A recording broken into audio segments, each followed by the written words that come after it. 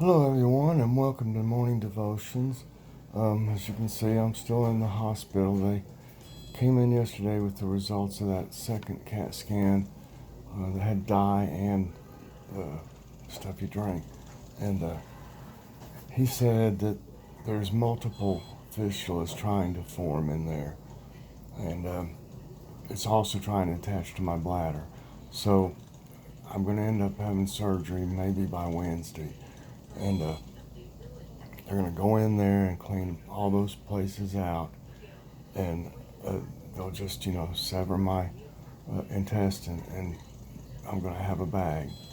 Because unfortunately, the Entivio hasn't stopped it from making fistulas, and there's going to be a bunch. I mean, I can't have 4 or 5 bags. I've already got 2 right now.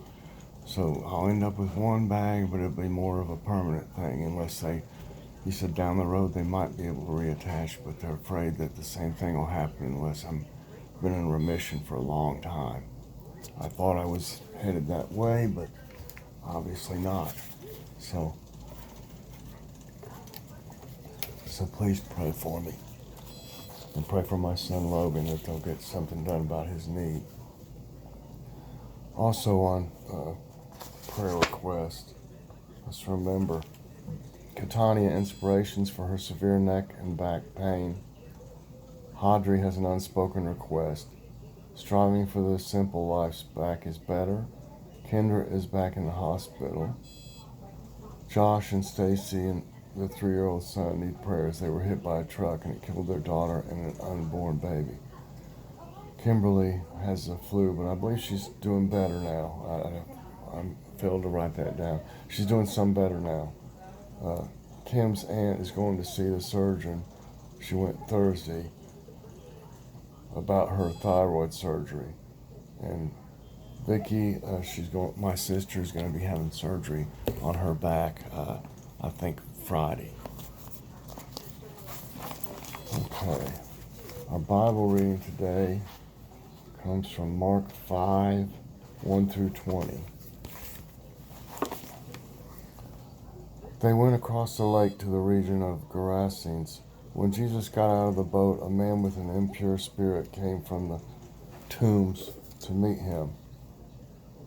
This man lived in the tombs, and no one could bind him anymore, not even with a chain. For he had often been chained hand and foot, but he tore the chains apart and broke the irons on his feet. No one was strong enough to subdue him. Night and day among the tombs and in the hills he would cry out and cut himself with stones. When he saw Jesus from a distance, he ran and fell on his knees in front of him. He shouted at the top of his voice, "What do you want with me, Jesus, Son of the Most High God? In God's name, don't torture me." For Jesus had said to him, "Come out of this man, you impure spirit." Then Jesus asked him, "What is your name?" "My name is Legion," he replied, "for we are many." And he begged Jesus again and again not to send them out of the area. A large herd of pigs was feeding on the nearby hillside. The demons begged Jesus, "Send us among the pigs, allow us to go into them." He gave them permission, and the impure spirits came out and went into the pigs. The herd, about 2,000 in number, rushed down the steep bank into the lake and were drowned. Those tending the pigs ran off and reported this in town and countryside, and the people went out to see what had happened. When they came to Jesus, they saw the man who had been possessed by the legion of demons sitting there, dressed and in his right mind, and they were afraid. Those who had seen it told the people what had happened to the demon-possessed man, and told about the pigs as well. Then the people began to plead with Jesus to leave the region. As Jesus was getting into the boat, a man who had been demon-possessed, begged to go with him. Jesus did not let him go, but said, "Go to your own people and tell them how much the Lord has done for you, and how he has had mercy on you." So the man went away and began to tell in the Decapolis how much Jesus had done for him, and all the people were amazed. Amen.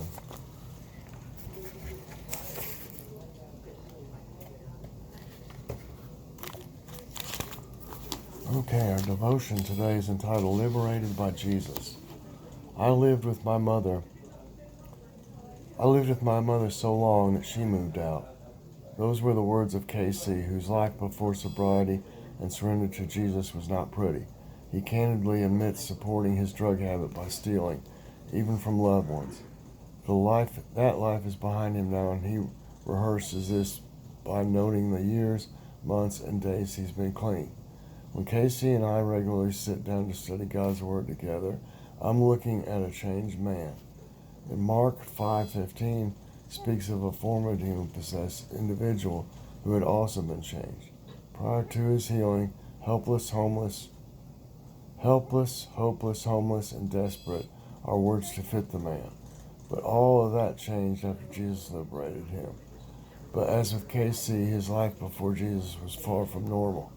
His internal turmoil that was he expressed immediately externally is not unlike what people experience today. Some hurting people dwell in abandoned buildings, vehicles, or other places. Some live in their own homes but are emotionally alone. Invisible chains shackle their hearts, and to the point that they distance themselves from others. In Jesus, we have the one who can be trusted with your pain and the shame of the past and present. And as for the Legion in KC, he awaits with open arms for mercy for all who run to him today. Sorry, I'm a little bit sleepy still, y'all. I haven't slept hardly any in the hospital. I never do. I slept a little bit. I might have slept 5 hours, though. So everybody, I hope you enjoyed this morning's devotions at the hospital. Please press that like button, subscribe if you haven't already, and hit that notification bell so that you get all my videos as soon as they come out. Everybody have a great day. I hope I can just make it through the day and get this operation over with, so please pray for me, y'all. Thanks a lot, everybody, and have a great day. God bless.